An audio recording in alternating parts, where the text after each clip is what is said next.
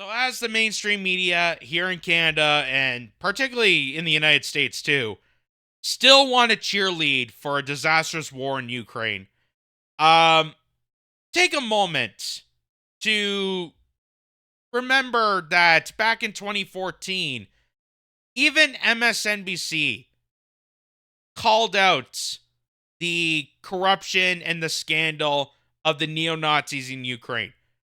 As they're telling you now that they're freedom fighters, they're telling you that, oh, you shouldn't look into it, that Ukraine is fighting for their democracy and freedom and everything in between, all those buzzwords. Note that even a heinous pro-war establishment outlet like MSNBC called out directly of the Ukrainian Nazis. So Kanoka the Great says, back in February 2014, MSNBC's Chris Hayes asked how Senators John McCain and Chris Murphy were standing next to a neo-Nazi while rallying anti-government protesters in Ukraine. And he says that's a great question. So let's hear this segment. This is what Chris Hayes used to say about Ukraine. Listen to this. Oh, do we not have... Hold on.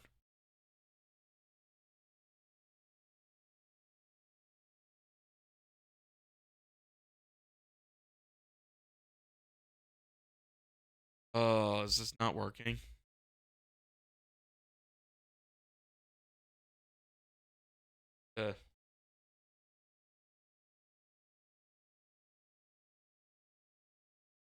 When Senator John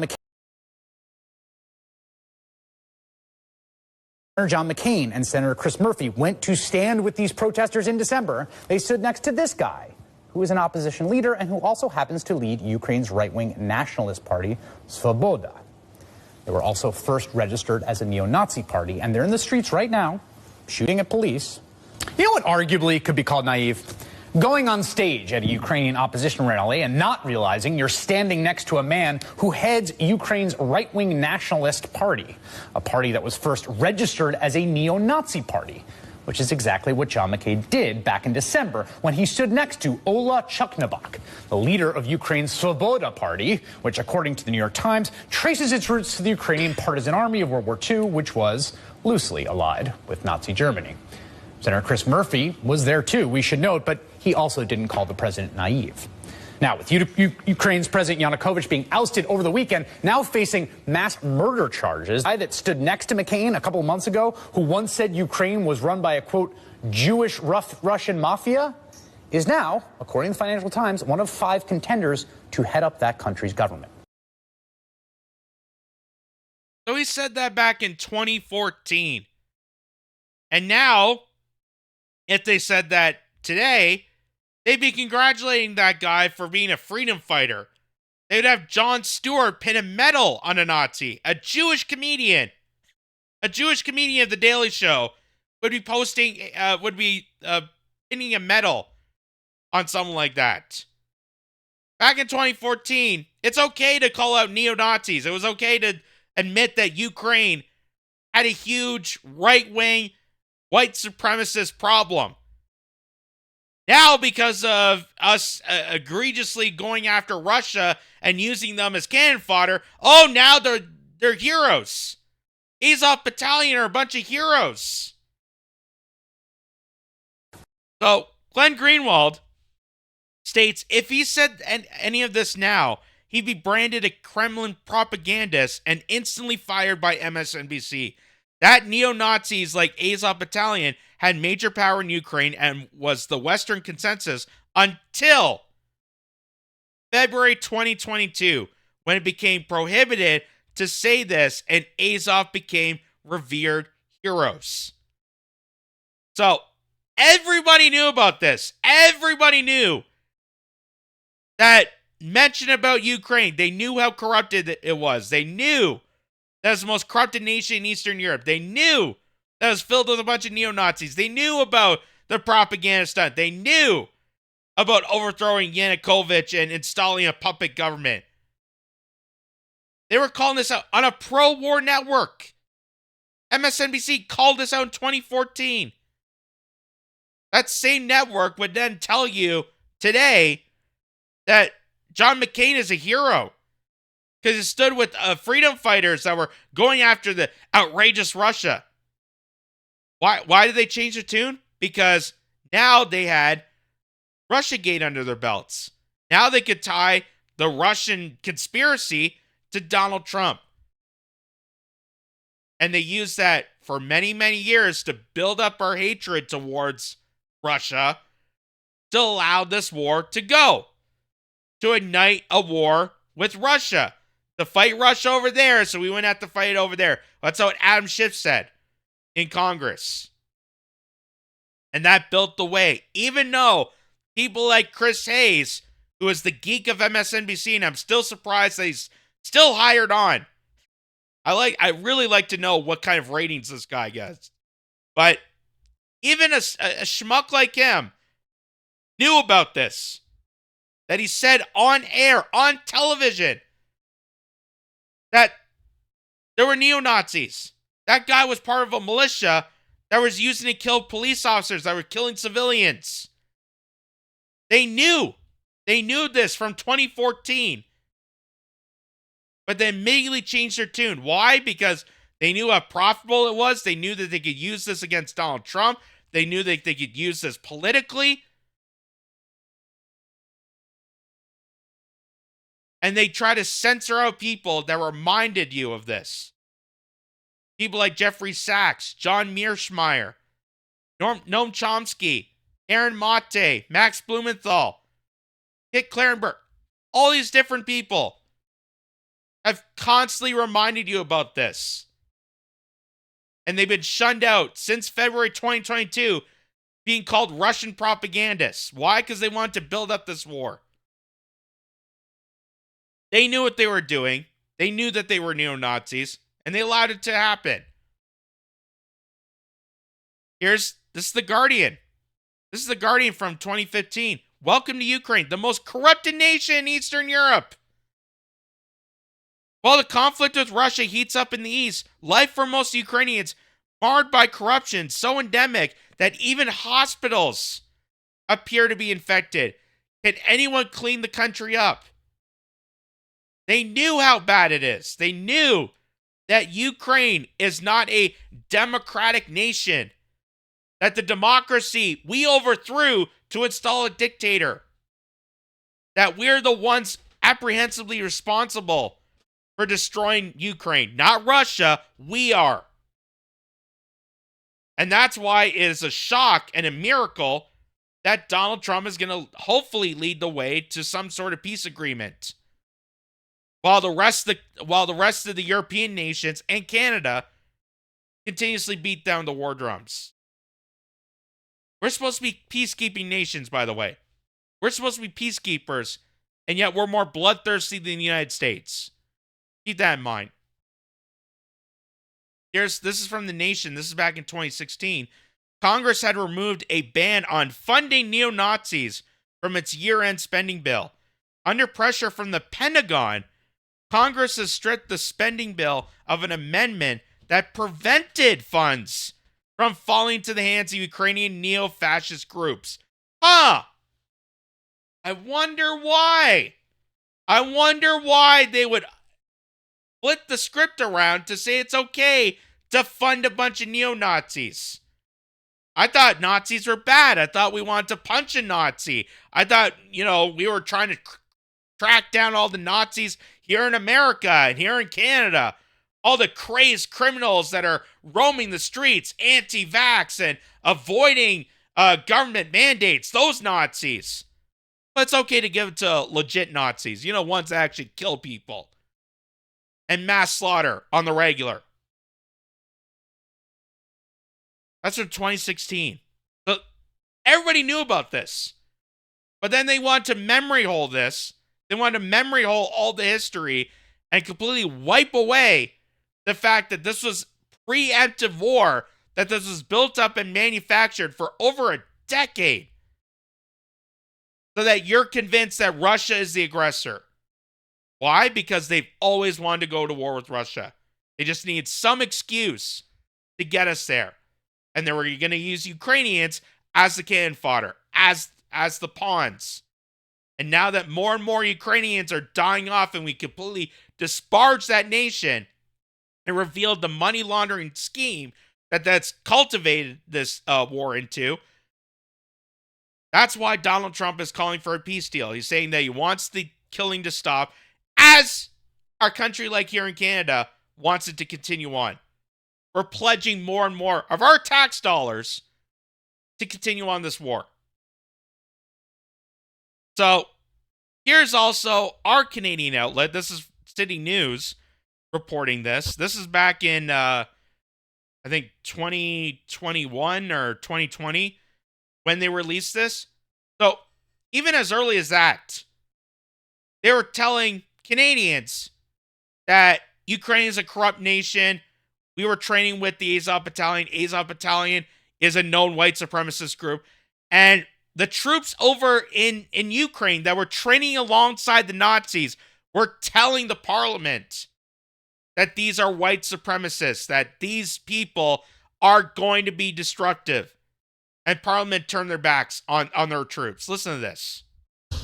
We probably don't want to be rubbing shoulders with organized far-right militant groups that have, that are very open about it. I mean, you could go right now and view on YouTube their videos of their trainings, the very forward symbolism. They're not hiding this stuff. Canadian diplomats and soldiers in Ukraine took an unusual meeting in June of 2018, one that's now coming to light. It was a meeting with one of the paramilitary units raised to fight off the Russian invasion of Ukraine's eastern provinces. One problem, that unit, the Azov Battalion, has been linked to neo-Nazism, and the Canadian military knew. Велику, могутню і соборну. Слава нації! And Ottawa. So if I showed this news report, this broadcast cable news or city news report, I'd be called a Kremlin propagandist. They'd be telling me this is Russian disinformation. Coming from City News, who reported this just a couple years ago. A Citizen report says Canadian forces in Ukraine produced a briefing in 2017 saying members of the Azov Battalion identified themselves as Nazis. But the June 2018 meeting happened anyway, with a Canadian forces colonel and diplomatic staff attending. The battalion published pictures on social media saying Canadian representatives expressed their hopes for, quote, further fruitful cooperation. In a statement, the Department of National Defense says they are strongly opposed to the glorification of Nazism and all forms of racism, racial discrimination, xenophobia, intolerance, and extremism. Except ones that actually work on the side of the State Department. Except the ones that actually help benefit our war crimes. Those are the good Nazis. Those are the good racists. Those are the good discriminatory people. We work great with them, but anyone that stands against the status quo or the establishment or actually coordinates all Canadians together to peacefully demonstrate against authoritarian measures, those are the real Nazis. Those are the real extremists.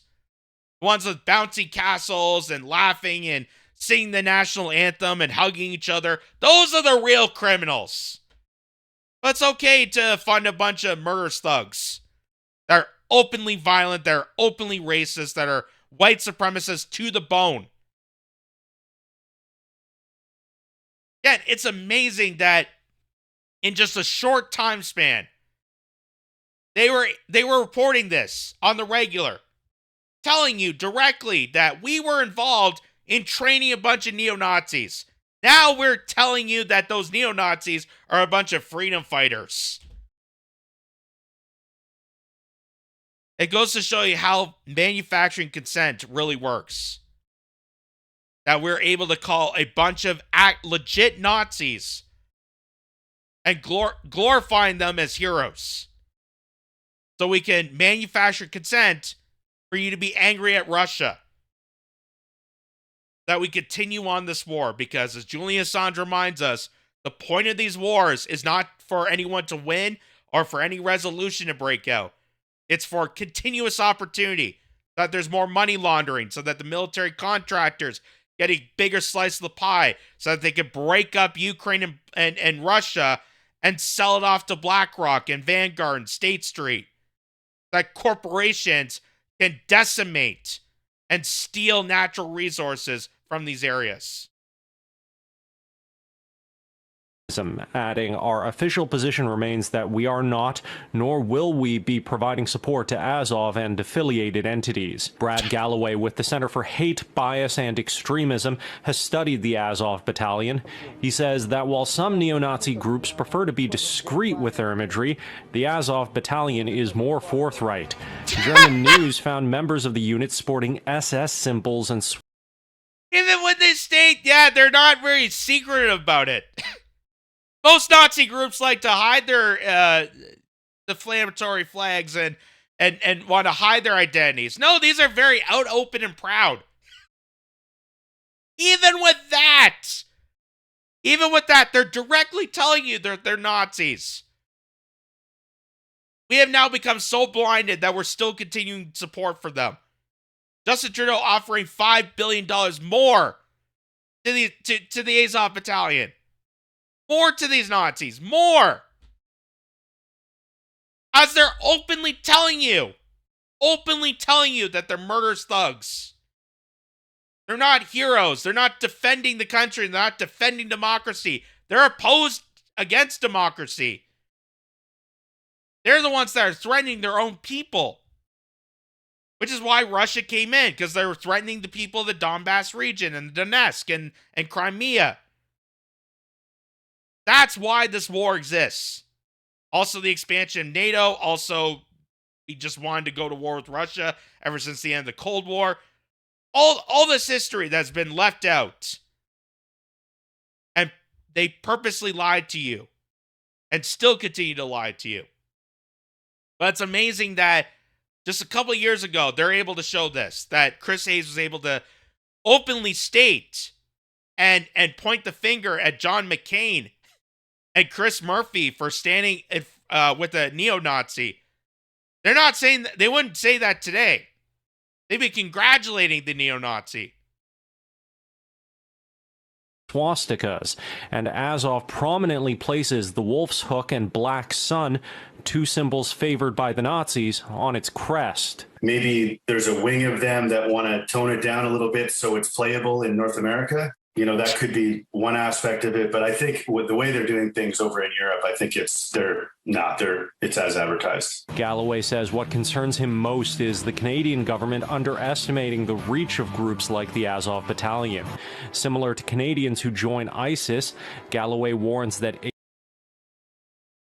So, it did cut off. I didn't have the full clip there, but there you go. Just a short time span for the dialogue to change. Now we gone from, hey, there's legit corrupt Nazis in Ukraine, and we know the history of Ukraine. We know that there's a long-steaded dark period where they harbored a bunch of Nazis into this country. We know that we built it up. We know that we overthrew the democratically elected government in 2014.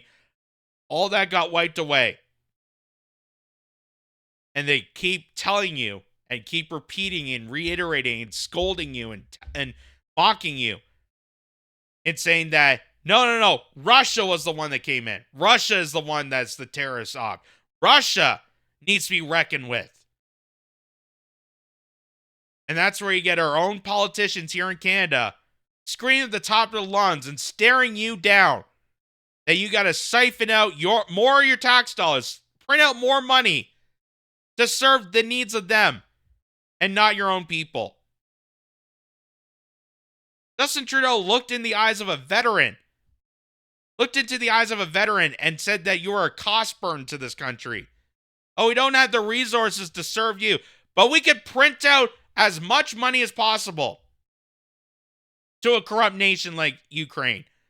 We could print out as much money and much resources as possible for Zelensky, for the Azov Battalion, for legit, literal Nazis that your own soldiers told you. They told you directly that they are openly a Nazi militia. And the Canadian Parliament just turned around and forgot about it.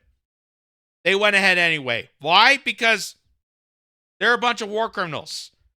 Canada has its own war criminals. Yes, I know we like to make fun of the United States for being bloodthirsty Kremlins and just monsters within the depths of the State Department, and the United States primarily is.